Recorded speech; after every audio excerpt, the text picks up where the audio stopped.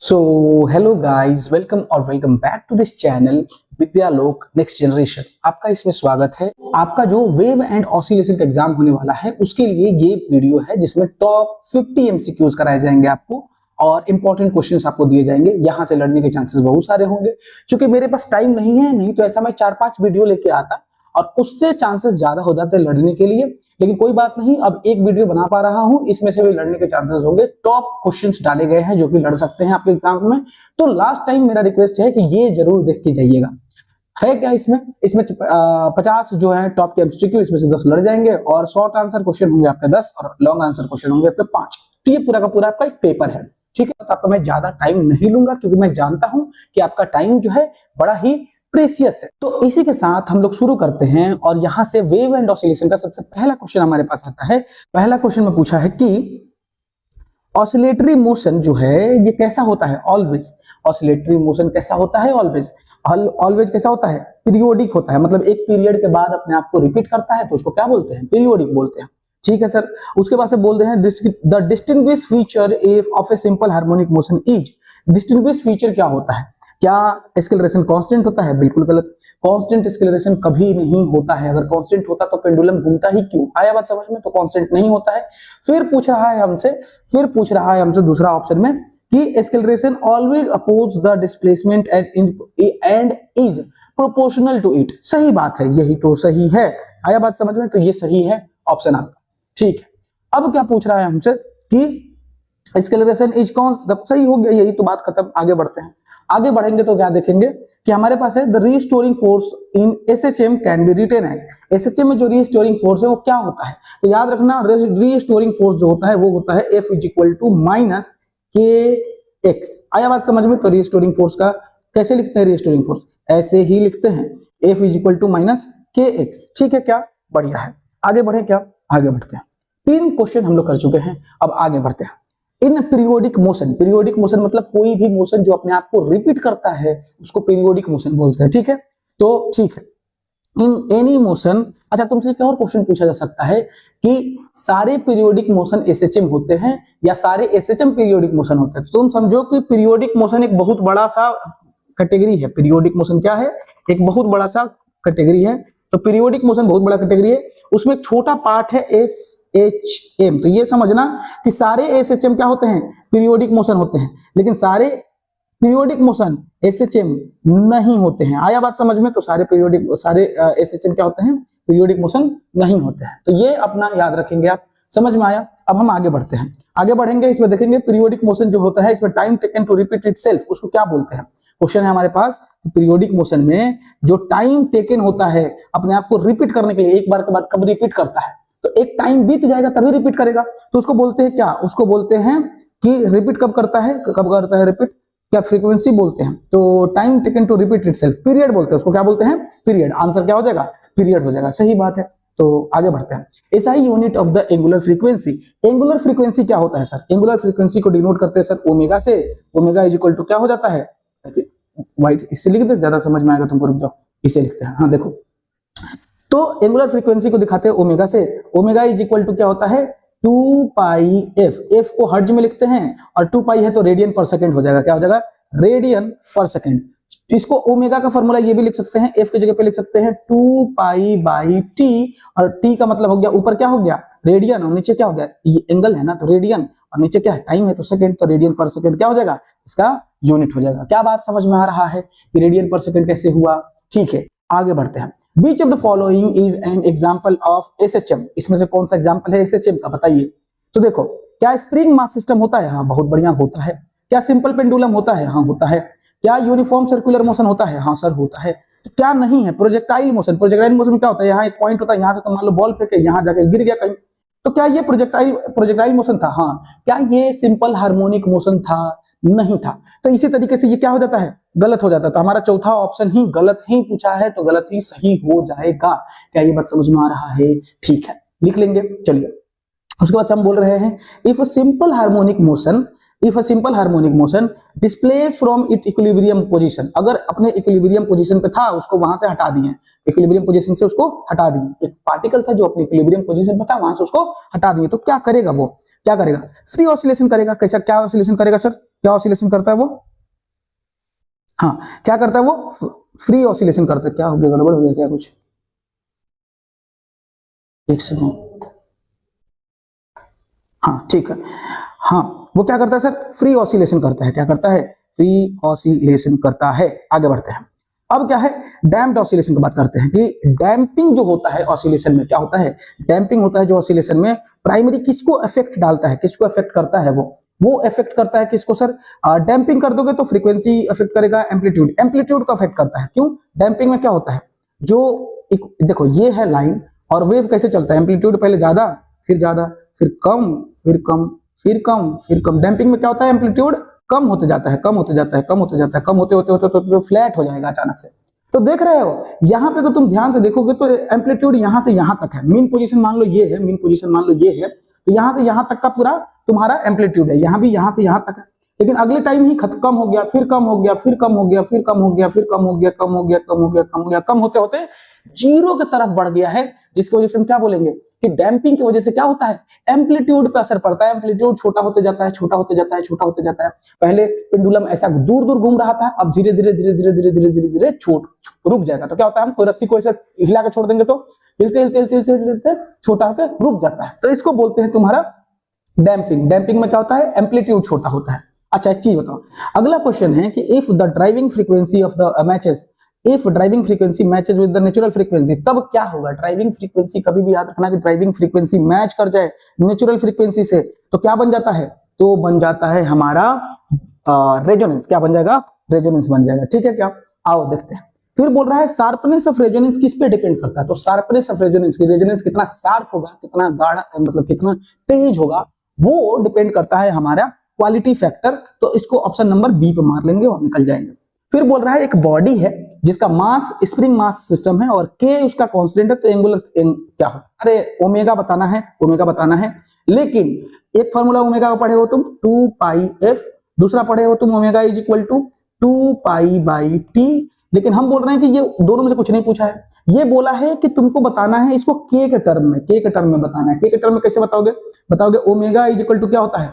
Under root के by M होता है। कहां है ऐसा? रूट के बाई एम, पहला ही ऑप्शन है, सही हो गया। रूट के बाई एम हो गया ऑप्शन आपका सही। तो ये तीनों फॉर्मूला आप क्या करेंगे? तीनों फॉर्मूला आप रट के रखेंगे ताकि आपको एग्जामिनेशन में डर नहीं लगे और ज्यादा से ज्यादा क्वेश्चन आप सॉल्व कर सकें।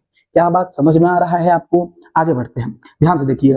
अब है डिस्प्लेसमेंट जो होता है एसएचएम का, उसको डिस्क्राइब कैसे करते हैं, मतलब इक्वेशन क्या होता है डिस्प्लेसमेंट का? तो डिस्प्लेसमेंट का इक्वेशन ध्यान से याद रखिएगा, बड़ा ही इंपॉर्टेंट है। x is equal to a sine theta, sine theta नहीं लिखो, x is equal to a sine omega t, a sine omega T plus 5। आया बात समझ में? वो a sine omega T plus 5 जो होता है, ये होता है आपका फॉर्मूला। कहां है ऐसा कुछ? यहां है। तो ए नंबर ऑप्शन आपका सही हो जाएगा। अब आते हैं अगला क्वेश्चन पे।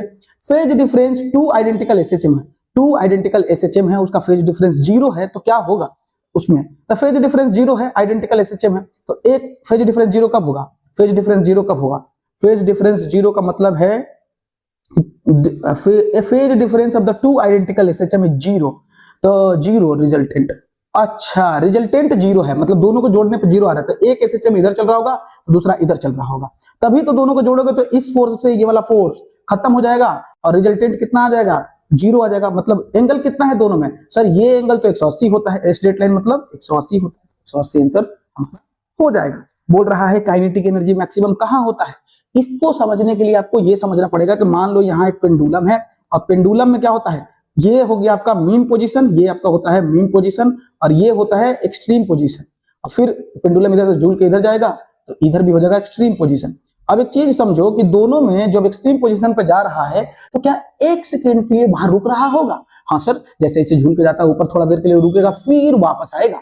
और ऐसा जब हो रहा होगा तब क्या हो रहा होगा? तब ये हो रहा होगा कि यहाँ पे वेलोसिटी 0 और ठीक यहाँ पे भी वेलोसिटी 0, और जैसे ही यहाँ और यहाँ वेलोसिटी एक्सट्रीम पॉइंट पर 0 होता है तो पोटेंशियल एनर्जी मैक्सिमम हो जाता है। पोटेंशियल एनर्जी क्या हो जाता है? मैक्सिमम। सर लेकिन वो तो काइनेटिक एनर्जी पूछा था, तो यहाँ पे वेलोसिटी सबसे ज्यादा होता है। कहाँ पे वेलोसिटी ज्यादा होता है? यहाँ पे वेलोसिटी ज्यादा होता है। कहाँ पे? मीन पोजीशन पे। और यहाँ पे वेलोसिटी ज्यादा है, इसका मतलब यहाँ पे काइनेटिक एनर्जी भी ज्यादा होगा। क्योंकि काइनेटिक एनर्जी का फॉर्मूला क्या होता है, हाफ एम वी का स्क्वायर होता है, और वी जहां ज्यादा वहां पे काइनेटिक एनर्जी भी ज्यादा, क्योंकि बॉब जो है मास है जो लटका हुआ वो तो चेंज होने वाला नहीं है, तो मास चेंज तो होगा नहीं, तो वेलोसिटी चेंज हो रहा है, और वेलोसिटी के हिसाब से हम डिफाइन करेंगे कि मीन पोजीशन पे काइनेटिक एनर्जी मैक्सिमम रहेगा। तो क्या बोला, मीन पोजीशन आंसर हो जाएगा हमारा, और एक्सट्रीम पोजीशन पे पोटेंशियल एनर्जी ज्यादा रहेगा। तो अब फिर वही सवाल पूछ दिया कि पोटेंशियल एनर्जी जो है सर कहां ज्यादा रहेगा, तो वही बात है, कहां रहेगा, एक्सट्रीम पोजीशन पे क्या रहेगा, पोटेंशियल एनर्जी ज्यादा रहेगा। ठीक है क्या, अब देखो टोटल मैकेनिकल एनर्जी किसके बराबर होता है, तो देखो टोटल मैकेनिकल एनर्जी हमेशा कंजर्व रहेगा। तुमको क्या बोले थे कि जब ऐसा पेंडुलम में ऐसा घूम रहा होगा, छोड़ो इससे, देखो पेंडुलम जब ऐसा घूम रहा होगा तो kinetic energy plus potential energy हमेशा सेम रहेगा। हो सकता है कि यहाँ पोटेंशियल एनर्जी ज्यादा हो सकता है यहाँ हो सकता है यहाँ काइनेटिक एनर्जी ज्यादा हो सकता है यहाँ पोटेंशियल एनर्जी ज्यादा हो, यहाँ पोटेंशियल एनर्जी ज्यादा हो, लेकिन दोनों का अगर सम करेंगे तो हमेशा बराबर आएगा। और इसीलिए पोटेंशियल एनर्जी काइनेटिक एनर्जी का सम बराबर होने की वजह से तुम्हारा मैकेनिकल एनर्जी हमेशा बराबर आता है, और हम बोलते हैं कि क्या होगा, हमेशा ये बराबर होगा। तो ये क्या रहता है, कांस्टेंट रहता है, क्या होगा, रिमेन कांस्टेंट। मैकेनिकल एनर्जी कभी भी चेंज नहीं होता है, काइनेटिक एनर्जी बढ़ता घटता रहता है, पोटेंशियल एनर्जी बढ़ता घटता रहता है, लेकिन मैकेनिकल एनर्जी हमेशा सेम रहता है। चलिए ये भी समझ में आ गया सर। अब हम बोल रहे हैं कि फॉर मास स्प्रिंग सिस्टम, मान लो कि मास स्प्रिंग सिस्टम है, मास स्प्रिंग सिस्टम है, उसमें क्या कर दिया, मास को डबल कर दिया, तो क्या होगा, मास को डबल करोगे तो एक चीज बताओ, स्प्रिंग मास सिस्टम में क्या होता है, तो होता है टाइम पीरियड का फॉर्मूला क्या होता है बताओ, doubling the mass, doubling the mass क्या होगा, तो टाइम पीरियड होता है 2 pi under root m by k, यही तो फॉर्मूला होता है टाइम पीरियड का। एम क्या किए डबल, तो यहां रखोगे डबल तो अंडर रूट 2 बढ़ जाएगा, under root 2 increase by under root 2, बहुत बढ़िया, मजा आ गया, कितना आसान है ऐसा। ठीक है, अब हम बोल रहे हैं क्या कि time period of spring mass system, spring mass system का इंडिपेंडेंट होता है किससे, किससे इंडिपेंडेंट होता है, time period. Time period depend करता है मास पे, सही है सर। टाइम पीरियड एम्पलीट्यूड पर डिपेंड करता है, नहीं, यही हमारा सही आंसर हो जाएगा, क्या हो जाएगा, ये हमारा बी नंबर सही ऑप्शन हो जाएगा। पूछा था किस पे डिपेंड नहीं करता है, तो इसी पे डिपेंड नहीं करता है। If the amplitude is double, मान लो एम्पलीट्यूड किसी चीज का डबल करते हैं तो टोटल एनर्जी क्या हो जाता है, 4 गुना। देखो एनर्जी का फॉर्मूला क्या होता है, 1/2 ए ओमेगा स्क्वायर, तो यही होता है एम्पलीट्यूड, ओमेगा ए स्क्वायर होता है, सॉरी क्या होता है, एक सेकेंड, हाँ वो होता है फॉर्मूला होता है एनर्जी का, टोटल एनर्जी का फॉर्मूला होता है कि 1/2 एम ओमेगा ए का स्क्वायर, है ना, फिर गलत लिख दिया यार, अरे नहीं नहीं, सुनो सुनो, energy is equal to half omega a का स्क्वायर, ये सही है, इसको रटो। तो ए पे डायरेक्टली प्रोपोर्शनल, ए को दुगुना करोगे तो ई क्या हो जाएगा, देखो ई क्या है, डायरेक्टली प्रोपोर्शनल है ए के स्क्वायर का, ये याद रख लो। तो अगर इसको दुगुना करोगे, 2 का स्क्वायर बन जाएगा, तो ई कितना हो जाएगा, ई कितना हो जाएगा 4 गुना, ई कितना हो गया 4 गुना, तो कितना आंसर आ जाएगा बी। आया समझ में। इक्वेशन ऑफ एसएचएम दिया हुआ है, क्या दिया हुआ है, ये याद रखिएगा, एग्जाम में पूछता है, बार बार पूछता है। हम पहले बता रहे हैं बाबू कि ये वाला जो इक्वेशन है आप अगर नहीं रट के रखिएगा तो फिर आपको दिक्कत हो सकता है। और ध्यान से देखिएगा क्या है ये, क्या हो गया,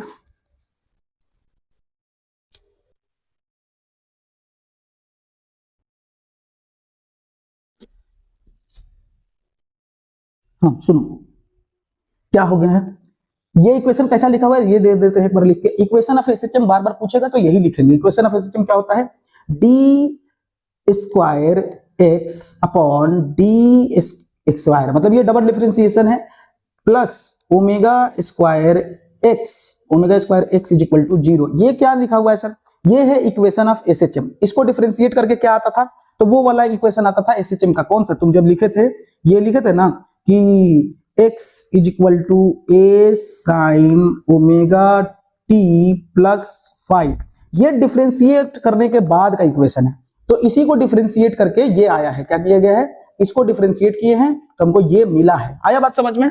तो क्या करिएगा, दोनों याद रखिएगा, जब इक्वेशन ऑफ एसएचएम पूछेगा डिफरेंशियल इक्वेशन ऑफ एसएचएम, तो ये है डिफरेंशियल इक्वेशन ऑफ एसएचएम और ये नॉर्मल इक्वेशन ऑफ मतलब कि सॉल्यूशन है एसएचएम का। ठीक है, ठीक है। तो बोल रहा है कि ये दिया हुआ है, तो ये क्या है, एसएचएम, फालतू बात, एसएचएम तुम तो सब बड़े जानते हो। ठीक है, time period of a simple harmonic oscillator depend upon, time period किस पे डिपेंड करता है, तो टाइम पीरियड डिपेंड करता है, नहीं देखो तो time period of a simple harmonic oscillator depend upon amplitude पे डिपेंड करता है, नहीं, spring mass initial phase velocity वगैरह पे डिपेंड कर ही सकता है, तो हम लोग बोलेंगे इस पे डिपेंड करता है। किस पे डिपेंड करता है? मास एंड स्प्रिंग कांस्टेंट पे डिपेंड करता है। In SHM acceleration is proportional to, acceleration किसके प्रोपोर्शनल होता है? एसएचएम में एक्सेलरेशन किसके प्रोपोर्शनल होता है सर? तो एसएचएम में एक्सेलरेशन प्रोपोर्शनल होता है, एक्सेलरेशन होता है proportional, a is equal to होता है ओमेगा स्क्वायर एक्स, डिस्प्लेसमेंट के प्रोपोर्शनल होता है, डिस्प्लेसमेंट के प्रोपोर्शनल होता है। ये एक्स क्या है? डिस्प्लेसमेंट है। एक्स क्या है? यहाँ पे एक्स है डिस्प्लेसमेंट। समझ में आया बात? चलो आगे बढ़ते हैं। अब देखो क्वेश्चन पूछा है कि यहाँ पे अभी न्यूमेरिकल है, कहाँ है सर न्यूमेरिकल? देखो इसमें बोला है कि 5 सेंटीमीटर का तुम्हारा एम्पलीट्यूड है, तो ए हो गया तुम्हारा 5, ओमेगा हो गया तुम्हारा 2, और पूछा है मैक्सिमम वेलोसिटी, तो वेलोसिटी होता है ए ओमेगा, ए माइनस ए ओमेगा होता है, तो v इज इक्वल टू क्या हो जाएगा? ए की जगह पे रख दो 5, वहां रख दोगे 2, मल्टीप्लाई कर दोगे तो क्या आ जाएगा? 10। क्या आ जाएगा? 10। आया बात समझ में? तो वेलोसिटी आ जाएगा 10, आंसर हो जाएगा। वेलोसिटी मीटर पर सेकंड में होता है। ठीक है, डैम्प्ड ऑसिलेशन का बात करते हैं। डैम्प्ड ऑसिलेशन में एम्पलीट्यूड क्या होता है? बढ़ता है घटता है, वही तो ग्राफ बनाए थे, एम्पलीट्यूड इसमें घट रहा था, ऐसे हो जाता था, ये याद है तुमको? तो डैम्प्ड ऑसिलेशन में क्या होता है? डिक्रीज करता है। डैम्प्ड ऑसिलेशन में क्या होता है? एम्पलीट्यूड डिक्रीज करता है लगातार। फिर आ जाता है हमारे पास लॉगरिथमिक डिक्रीमेंट। क्या होता है लॉगरिथमिक डिक्रीमेंट? अरे ऑप्शन ही नहीं है, अच्छा छोड़ो इसको, ऑप्शन नहीं है इसमें। फ्री ऑसिलेशन में क्या होता है? रेजोनेंस कब होता है? तो रेजोनेंस तुमको अभी तो बोले थे कि ड्राइविंग फोर्स जब हो जाता है नेचुरल फोर्स के बराबर, ड्राइविंग फ्रीक्वेंसी नेचुरल फ्रीक्वेंसी के बराबर होगा, तो इसका मतलब क्या हो जाएगा? अब यही हो जाता है आपका कारण रेजोनेंस का। तो रेजोनेंस तब होता है जब ड्राइविंग फ्रीक्वेंसी नेचुरल फ्रीक्वेंसी के बराबर हो। क्वालिटी फैक्टर सबसे ज्यादा कब होता है? जब डैम्पिंग छोटा होगा, डैम्पिंग स्मॉल, डैम्पिंग कम होगा, इसका मतलब क्वालिटी फैक्टर अच्छा है, डैम्पिंग छोटा है। तो अब आ जाता है एक और क्वेश्चन, इसमें बोला है एम दिया है, के दिया है, क्या आपको फ्रीक्वेंसी निकालना है? नहीं निकाल दोगे। ओमेगा का फॉर्मूला लगाओ, ओमेगा का 2 फॉर्मूला होता है, एक होता है कि एक होता है 2 पाई बाई एफ, नहीं 2 पाई एफ रखो, इसको 2 पाई एफ रखो, एक तो 2 पाई एफ रखो, ठीक है। और ओमेगा का फॉर्मूला एक और रख सकते हैं कि ओमेगा की जगह पे क्या रख देंगे? ओमेगा की जगह पे रख देंगे अंडर रूट एम बाई के, ना के बाई एम, तो k by m is equal to 2 pi f हो गया, फॉर्मूला हो गया।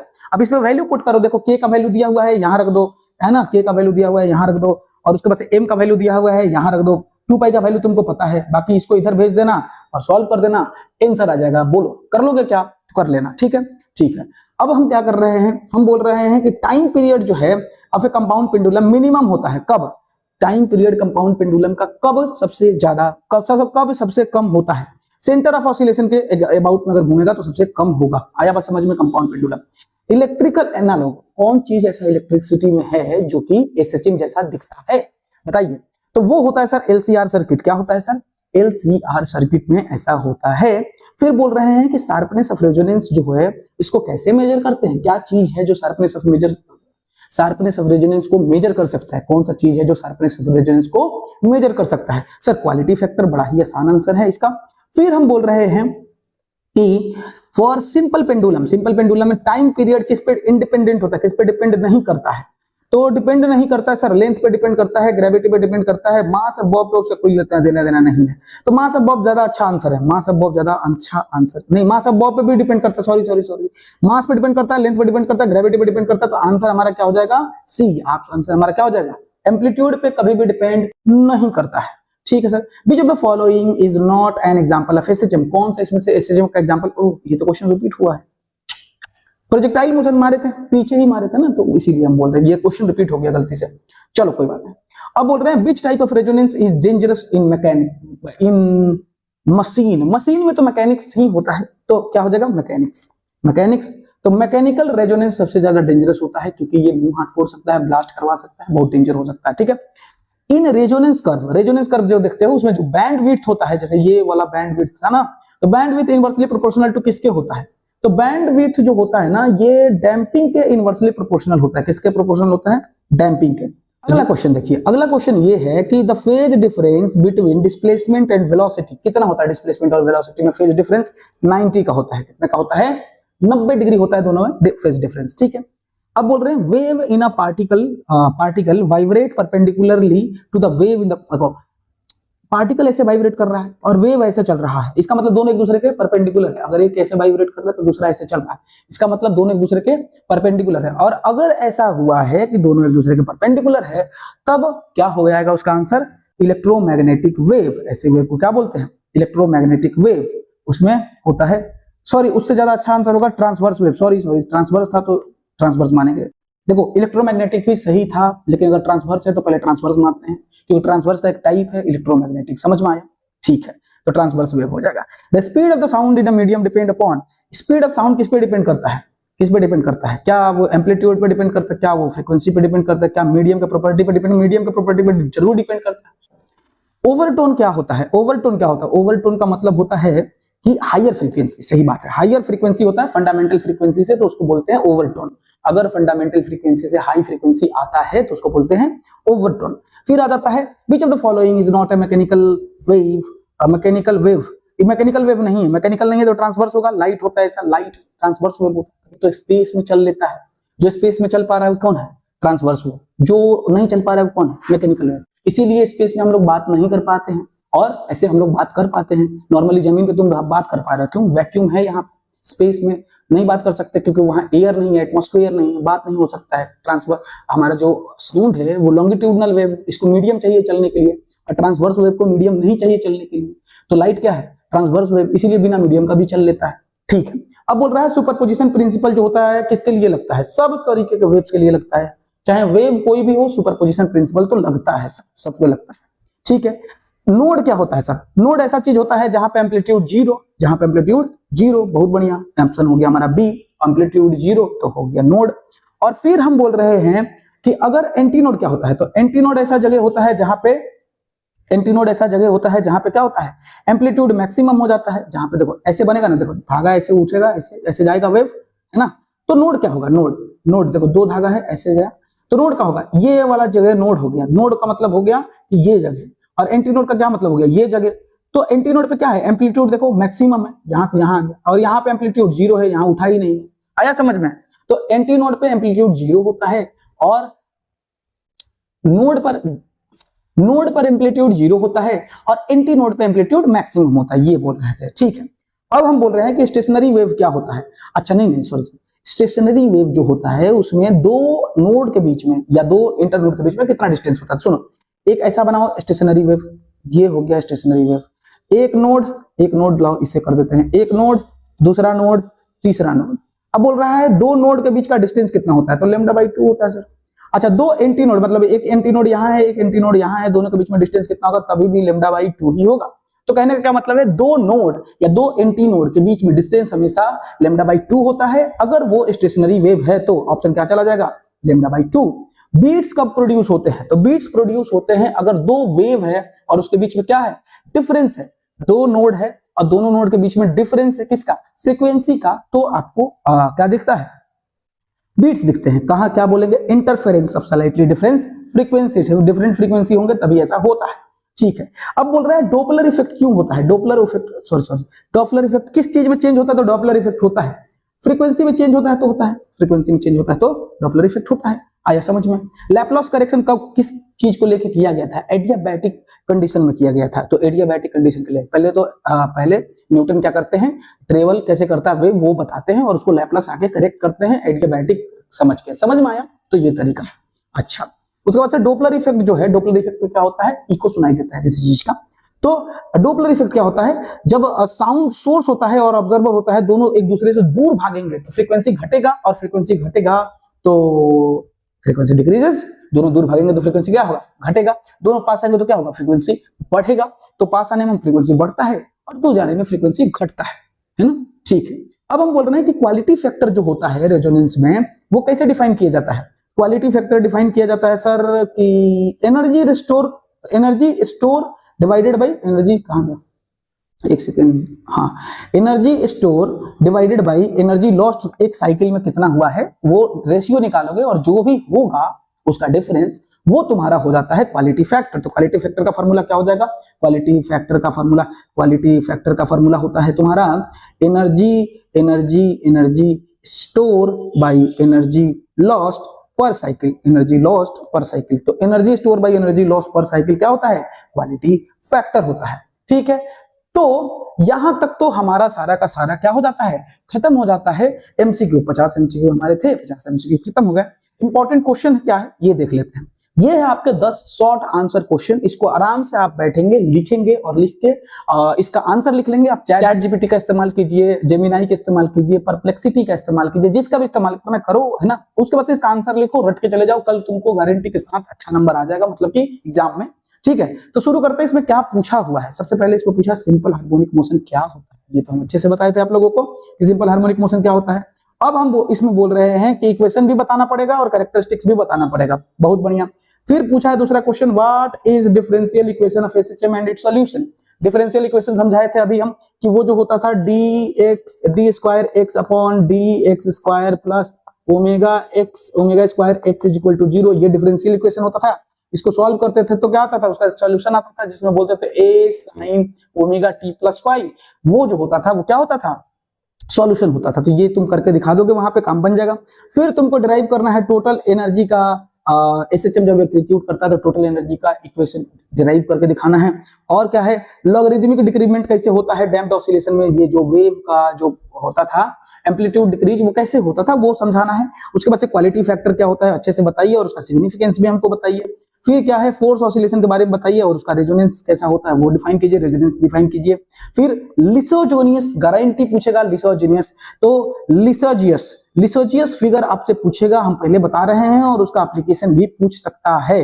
उसके बाद हम क्या बोल रहे हैं? फॉर्मेशन ऑफ स्टेशनरी वेव कैसे होता है एक्सप्लेन कीजिए। न्यूटन का फॉर्मूला दिए थे sound of speed of sound of wave का, वो बता दीजिए। और उसमें क्या करेक्शन करे थे लैप्लास, वो बता दीजिए। तो लैप्लास क्या करेक्शन किए थे वो, और न्यूटन का क्या फॉर्मूला था वो आप डिटेल में बता दीजिए, बस मजा आ जाएगा। और फिर रिवर्वेशन क्या होता है और सेवेंस फॉर्मूला बता दीजिए, अच्छे से तो हो जाएगा। यहां तक हमारा 3 नंबर का क्वेश्चन जो था, मतलब शॉर्ट आंसर क्वेश्चन जो था वो खत्म हो जाता है। लॉन्ग आंसर क्वेश्चन हम देखते हैं, यहां से शुरू करते हैं। लॉन्ग आंसर क्वेश्चन आपको 5 हम दिए हुए हैं, ध्यान से देखिएगा और अच्छे से देखिएगा तो आपको इसी में से क्वेश्चन दिख जाएंगे आपको एग्जाम्स में। ध्यान से पहला हम बोल रहे हैं कि सिंपल हार्मोनिक मोशन को डिराइव कीजिए न्यूटन का सेकंड लॉ के हिसाब से और जनरल इक्वेशन लिख के बताइए। फिर बताइए कि डैम्प्ड ऑसिलेशन क्या होता है, उसके इक्वेशन को अच्छे से एक्सप्रेस कीजिए, उसमें लॉगरिदमिक डिक्रीमेंट कैसे होता है ये बताइए। फिर है कि एक्सप्रेस कीजिए एम्पलीट्यूड को, है ना, एम्पलीट्यूड ऑफ फोर्स को, और उसके बाद से रेजोनेंस कैसे होता है, शार्पनेस कैसे उसका नापते हैं, ये सब चीजें एक्सप्लेन करके बताइए। फिर डिराइव कीजिए अगला क्वेश्चन में इक्वेशन ऑफ वेव को और एक्सप्लेन करके अच्छे से लिखिए। फिर एक्सप्लेन करना है अकोस्टिक्स ऑफ बिल्डिंग्स का। अकोस्टिक ऑफ बिल्डिंग का क्या मतलब है कि बिल्डिंग का बनावट कैसे किया जाता है वेव और ऑसिलेशन को देख के। जैसे कि कोई शहर होता है या कई ऐसे शहर हैं जहां पे ज्यादा भूकंप आता है, तो वहां पे बिल्डिंग को किस तरीके से बनाते हैं कि भूकंप से बिल्डिंग बच जाए और भूकंप के समय बिल्डिंग ना गिरे, ये चीज बताइए अच्छे से।